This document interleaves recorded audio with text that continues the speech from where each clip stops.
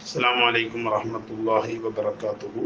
بسم الله والحمد لله والصلاة والسلام على سيد المرسلين وعلى عباد الله الصالحين أما بعد.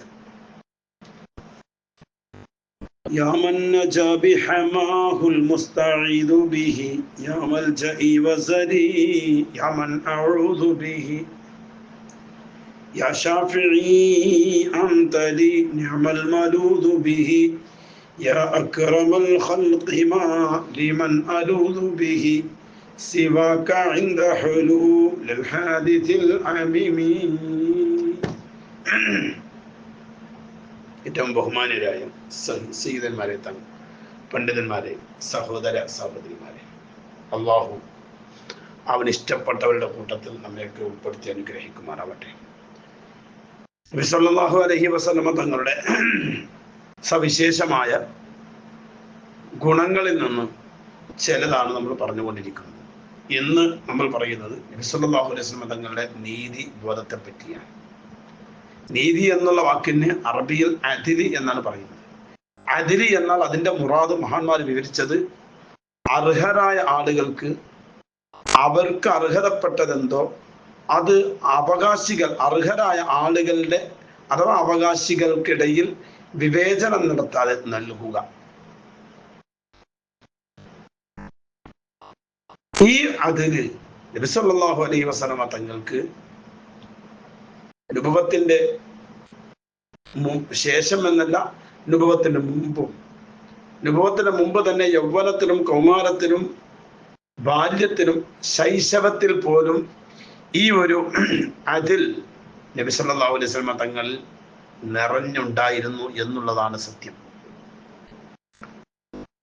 ഇലാഹിയായിട്ടുള്ളതായ ഒരു തർബിയത്തിലൂടെയാണ് അതിൽ നബി സല്ലല്ലാഹു അലൈഹി വസല്ലം തങ്ങൾക്ക് ലഭിക്കുന്നത്. ഖുർആനിക അഖ്ലാഖുമാണ്. നബി തങ്ങളുടെ സ്വഭാവം എന്ത് എന്ന് ചോദിക്കപ്പെട്ടപ്പോൾ അത് ഖുർആനാണ് എന്ന് ആയിഷ ബിബി റളിയല്ലാഹു തആല പറഞ്ഞെങ്കിൽ ആ ഖുർആനിന്റെ ഒരു സ്വഭാവമാണ് അദ്ൽ എന്നത്. അതാണ് നബി തങ്ങളിലേക്ക് ലഭിച്ചിട്ടുള്ളത്. ഇലാഹായ അല്ലാഹു റബ്ബുൽ ഇസ്സത്തിൻ്റെതായ നേരിട്ടുള്ളതായ തർബിയത്താണ് നബി സല്ലല്ലാഹു അലൈഹി വസല്ലം. അതുകൊണ്ട് അവിടെ നിന്ന് അതിലല്ലാത്തതൊന്നും പറയില്ല, അതിലല്ലാത്തതൊന്നും ചെയ്യില്ല, അതിലല്ലാത്തതൊന്നും ചിന്തിക്കുകയുമില്ല. അപ്പൊ അതുകൊണ്ട് തന്നെ അവിടുത്തെ ആ സുരക്ഷിതമായിട്ടുള്ളതായ ആ പ്രകൃതം തന്നെ യൗവനകാലം മുതലേ അല്ലെങ്കിൽ അതിന്റെ മുമ്പേ അതിലിന് വേണ്ടി തയ്യാർ ചെയ്യപ്പെട്ടതാണ് എന്ന് മനസ്സിലാക്കാൻ കഴിയും. ഒരുപാട് തെളിവുകൾ അതുമായി ബന്ധപ്പെട്ട് നമുക്ക് പറയാൻ പറ്റും. ശൈശവത്തിൽ തന്നെ നിബിധങ്ങൾ അങ്ങനെയായിരുന്നു. നമുക്കറിയാമല്ലോ, ഹലീമ ബീവി റളിയല്ലാഹു തആല അൻഹാവിന്റെ വീട്ടിൽ ഹലീമ ബീവിയുടേതായ മുലപ്പാൽ കുടിച്ച് വളർന്നുകൊണ്ടിരിക്കുന്ന ആ ഒരു കാലഘട്ടത്തിൽ പോലും ഹലീമ ബീവിയുടേതായ 2 മുലപ്പാലിൽ നിന്ന് ഒരു മുലയിൽ നിന്ന് മുല കുടിച്ചാൽ മറ്റേ മുലയിലേക്ക് മഹാനായ നബി സല്ലല്ലാഹു അലൈഹി വസല്ലം തങ്ങൾ ശ്രദ്ധിക്കാറില്ല. കാരണം അത് തൻ്റെ ഒപ്പം ഹലീമ ബീവിയുടേതായ സ്വന്തം മകനക്കുള്ളതായ മുലപ്പാൽ കുടിക്കാനുള്ളതായ ഭാഗമാണ്. അവിടേക്ക് നീങ്ങുകയില്ല. അപ്പൊ തനിക്ക് അവകാശപ്പെട്ടത് മാത്രം ഉപയോഗിക്കുക, അതാണ് തൻ്റെതായ നീതി. അത് ആ ശൈശവകാലത്തിൽ പോലും അങ്ങനെ ഉണ്ടായെങ്കിൽ അത് ഇലാഹിയായിട്ടുള്ളതായ പ്രത്യേകമായ തെർബിയത്ത് എന്നല്ലാതെ എന്ത് പറയാനാ? അവിടെയാണ് നിബിധങ്ങൾക്കുള്ളതായ അതില് അത് ഇലാഹിയായിട്ടുള്ളതായ ഒരു നിയന്ത്രണത്തിലൂടെ അല്ലാഹു തആല സംവിധാനിച്ച ഒരു സംവിധാനമായിരുന്നു.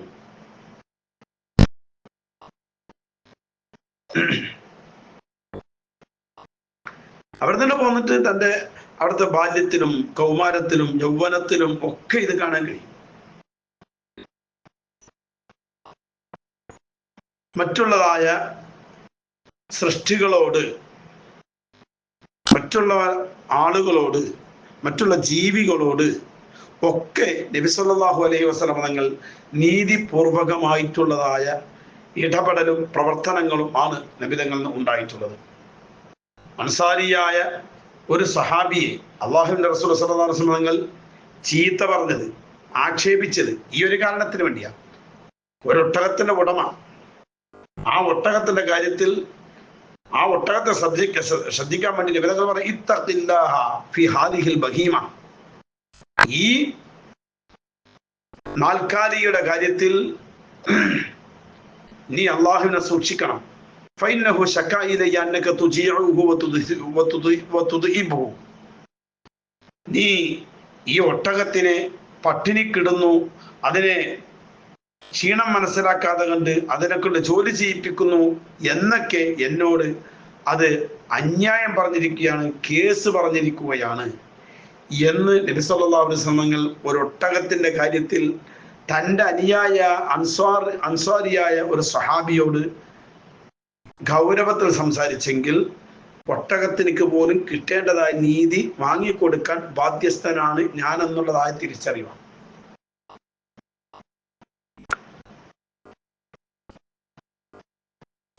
തള്ളക്കുഞ്ഞിൽ നിന്നും തള്ളപ്പക്ഷിയിൽ നിന്നും വേർപിരിക്കപ്പെട്ടുകൊണ്ട് തള്ളപ്പക്ഷിയുടെ രണ്ട് കുഞ്ഞു പക്ഷികളെ തൻ്റെ മുന്നിലേക്ക് കൊണ്ടുവന്നതായ സ്വഹാബത്തിൽപ്പെട്ട ചില ആളുകൾ അവരെ വിളിച്ചിട്ട് നബി സല്ലല്ലാഹു അലൈഹി വസല്ലം അതിനെ മടക്കി കൊണ്ടുപോയി കൊടുക്കാൻ പറഞ്ഞതും ആ നീതിയുടെ ഭാഗം തന്നെയാണ്.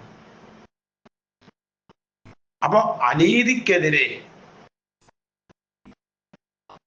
അക്രമത്തിനെതിരെ പോരാടുന്ന വിഷയത്തിൽ നബി സല്ലല്ലാഹു അലൈഹി വസല്ലം തങ്ങളുടേതായ ആത്മാവ് പ്രകടമായിരുന്നു.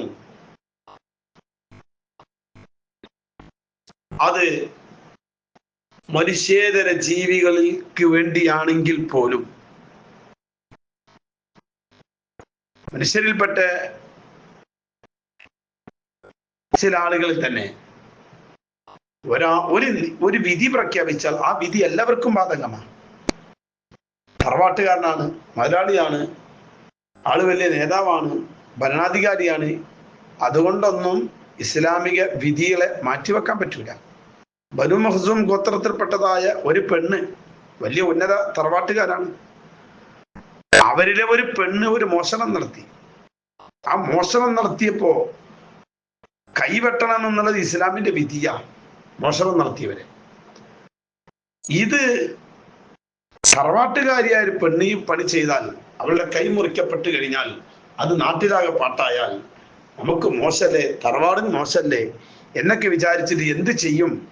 ഇത് നബി സല്ലല്ലാഹു അലൈഹി വസല്ലം തങ്ങളുമായി ഒന്ന് സംസാരിച്ചാൽ തിരക്കിടില്ലായിരുന്നു. ആര് സംസാരിക്കും എന്നുള്ളത് തയ്യവൻ ഖുറൈശികൾ ആര് സംസാരിക്കും എന്നുള്ളത് എത്തിയപ്പോ അവര് തന്നെ തീരുമാനിച്ചു, അതിന് ധൈര്യപ്പെടാൻ പറ്റിയ ഒരാളുണ്ടെങ്കിൽ അത് നബി സല്ലല്ലാഹു അലൈഹി വസല്ലം തങ്ങളുടെ ഹിബ്ബ് എന്നറിയപ്പെട്ടിരുന്ന സയ്യിദ് റളിയല്ലാഹു നബി തങ്ങളുടെ ഏറ്റവും ഉറ്റതോഴൻ, അടുത്ത മിത്രം, അടുത്ത ഇഷ്ടക്കാരൻ എന്നൊക്കെ പറയാൻ പറ്റുന്ന ഒരാളാണ് സയ്യിദ് റളിയല്ലാഹു തആല. തൻ്റെ പോറ്റുമകനാണ്. ആ സയ്യിദ് റളിയല്ലാഹു തആല അൻഹുവിന്റെ മകൻ ഉസാമത്ത് ബിൻ സയ്യിദ് റളിയല്ലാഹു തആല. ആ ഉസാമ ബാപ്പയായ സയ്യിദിനെ പോലെ തന്നെ റസൂലുള്ളാഹിക്ക് ഏറ്റവും ഇഷ്ടപ്പെട്ട ആളാണ്.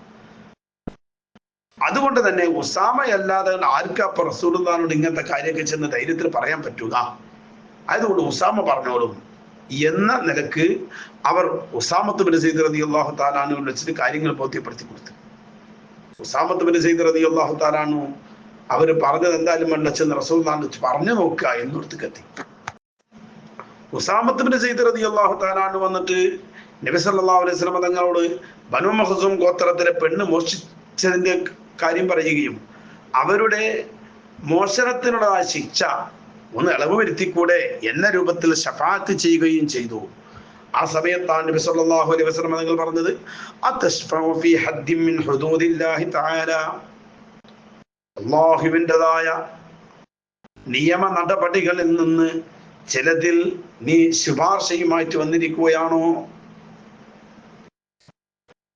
അല്ലാഹ് നിശ്ചയിച്ചതായ ഒരു നടപടിയല്ലേ, ആ നടപടിയിൽ ഇളവ് വരുത്തണം എന്ന് പറഞ്ഞുകൊണ്ട് നീ ശഫാഅത്ത് ചെയ്യാൻ വന്നിരിക്കുകയാണോ എന്ന് റസൂലുള്ളാഹി ചോദിച്ചിട്ട് മിമ്പർ മക്കേറി ഖുതുബോധി പ്രസംഗിച്ചു. എന്നിട്ട് നബി തങ്ങൾ പറയുക, ഇന്നമാ അഹ്ലകല്ലദീന മിൻ ഖബരികും അന്നഹും കാനൂ ഇദാ സരിഖ ഫീഹിമുശ് ശരീഫു തറകൂഹു വഇദാ സരിഖ ഫീഹിമുൽ ലഈഫു അഖാമു അലൈഹിൽ ഹദ്ദ.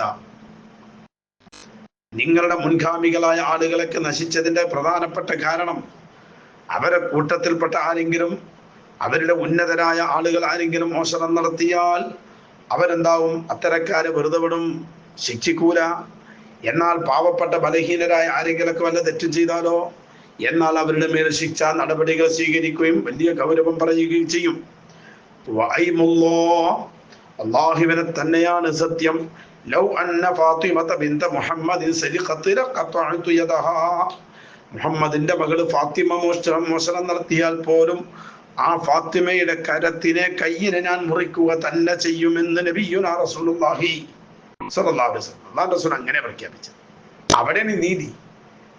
മുഹമ്മദിന്റെ മകളായ ഫാത്തിമയാണ് മോഷ്ടിക്കുന്നത് എങ്കിൽ അവരുടെ കയ്യും ഞാൻ ഛേദിക്കുക തന്നെ ചെയ്യുമെന്നുള്ളത് വലിയൊരു പ്രഖ്യാപനമായിരുന്നു. അതാണ് അവിടുത്തെ നീതി ബോധം എന്നുള്ളത്.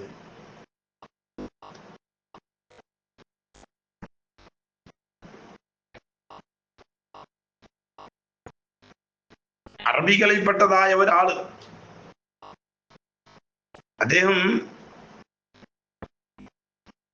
പറയാ, ഞാൻ നബി സല്ലല്ലാഹു അലൈഹി വസല്ലമ തങ്ങളുടെ പിന്നിൽ യാത്ര ചെയ്യാം.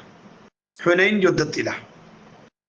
ഹുനൈൻ യുദ്ധം കഴിഞ്ഞിട്ട് വരികയാണോ അതല്ല അങ്ങോട്ട് പോവുകയാണോ, ഏതായാലും അതുമായി ബന്ധപ്പെട്ട ഒരു സന്ദർഭത്തിലാണ്.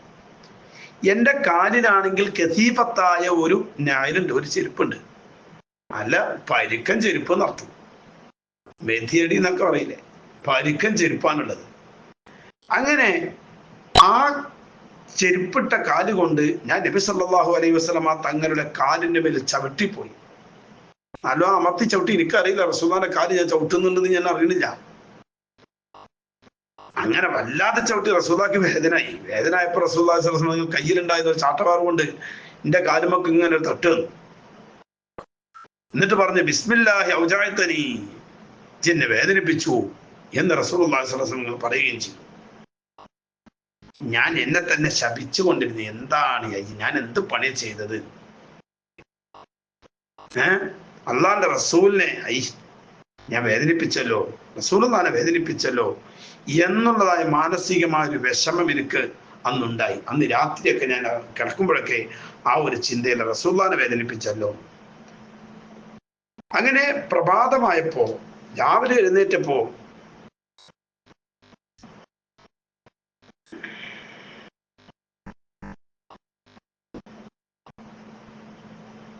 ഒരാള് വന്നിട്ട് ചോദിച്ചു, അതിന്റെ ഫുലാൻ, ആ ഫുലാൻ എവിടെ?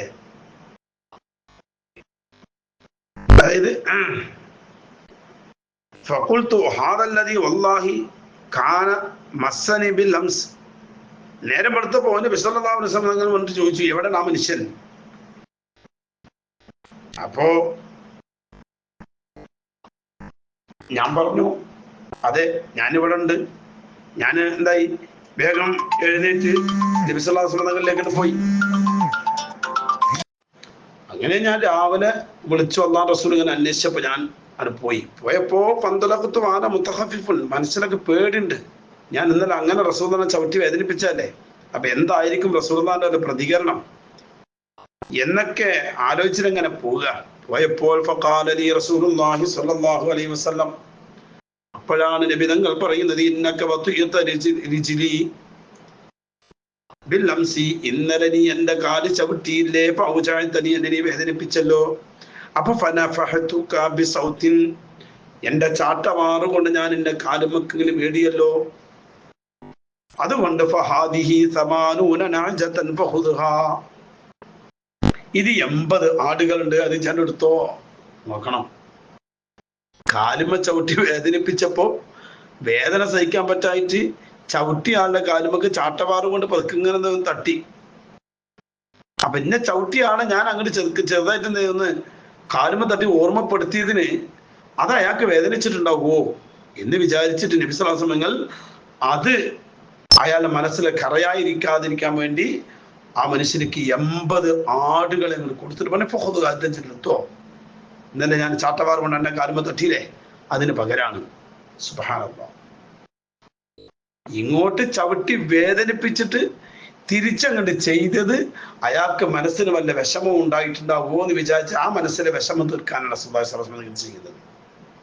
ഇത്രയാണ്. എങ്ങനെയാണ് അവിടുത്തെ നീതിബോധത്തെ നമുക്ക് വ്യാഖ്യാനിക്കാൻ പറ്റുക?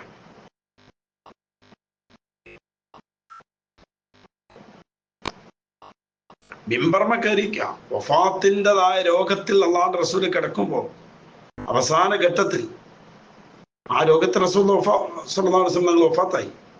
ആ സമയത്ത് മിമ്പർമ കയറി. എന്നിട്ട് റസൂൽ പറയേ, ഓ ജനങ്ങളെ, ആരോടെങ്കിലും ഞാൻ എപ്പോഴെങ്കിലും ആരുടെയെങ്കിലും മുതുകിനെ വേദനിപ്പിച്ചിട്ടുണ്ടെങ്കിൽ,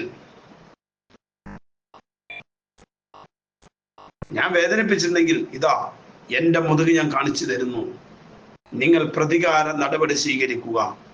ആരുടെയെങ്കിലും ധനം ഞാൻ അപഹരിച്ചിട്ടുണ്ടെങ്കിൽ, പിടിച്ചെടുത്തിട്ടുണ്ടെങ്കിൽ, എനിക്ക് അർഹതപ്പെടാത്തതാരെങ്കിലും വാങ്ങിയിട്ടുണ്ടെങ്കിൽ, ഇതാ എന്റെ ധനം നിങ്ങൾ എടുത്തോളൂ. ആരെങ്കിലും ഞാൻ ചീത്ത വിളിച്ചിട്ടുണ്ടെങ്കിൽ, അപമാനപ്പെടുത്തിയിട്ടുണ്ടെങ്കിൽ, ഇതാ എന്റെ അപമാനം, എന്റെ അഭിമാനം, അത് നിങ്ങൾ പിച്ചി ചീന്തി വലിച്ചെറിഞ്ഞോളൂ.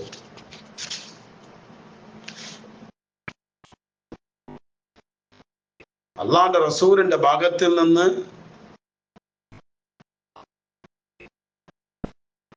എനിക്ക് പ്രയാസങ്ങൾ ഏറ്റു എന്ന് ഒരാളും പറയരുത്.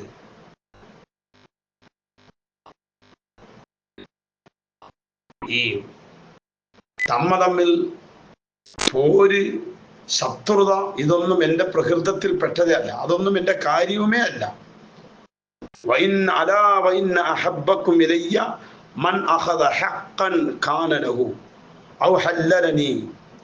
നിങ്ങളെ കൂട്ടത്തിൽ നിന്ന് എനിക്ക് ഏറ്റവും ഇഷ്ടപ്പെട്ട ആള് എന്നിൽ നിന്ന് നിങ്ങൾക്ക് ആർക്കെങ്കിലും കിട്ടാനുള്ള ഹക്കുകൾ തിരിച്ചു വാങ്ങുന്നവനാണ്. എന്നിട്ട് എനിക്ക് പൊരുത്തപ്പെട്ടു തരണം. അങ്ങനെ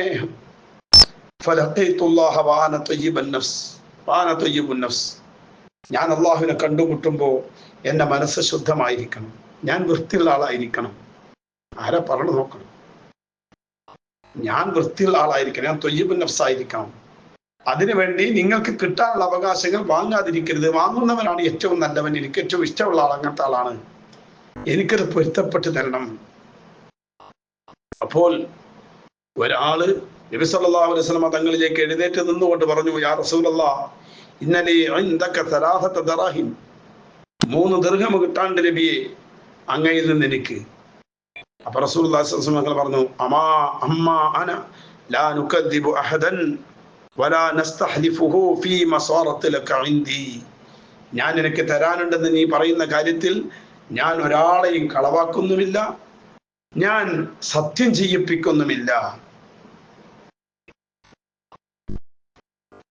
ആ സമയത്ത് ആ മനുഷ്യൻ പറഞ്ഞു, തദ്കുറു യൗമ മർറ ബിക മിസ്കീനുൻ ഫഅമർതനി അൻ അദ്ഫഅഹ ഇലൈഹി ഖാല ഇദ്ഫഅഹ ഇലൈഹി യാ ഫളൽ യാനി ഇബ്നു അമ്മിഹിൽ അബ്ബാസ്.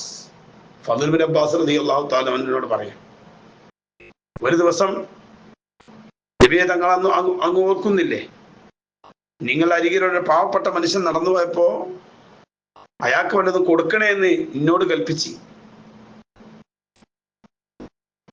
അങ്ങനെ ഞാൻ അയാൾക്ക് കൊടുക്കുകയും ചെയ്തു. എന്നിട്ട് എന്നോട് പറഞ്ഞു, ഇത് ഫളലെ അഥവാ ഫളൽ ഇബ്നു അബ്ബാസ്, താങ്കൾ അയാൾക്കത് കൊടുക്കണമെന്ന് ആവശ്യപ്പെട്ടില്ലേ, അതാണ് ഞാൻ ഈ പറയുന്നത്.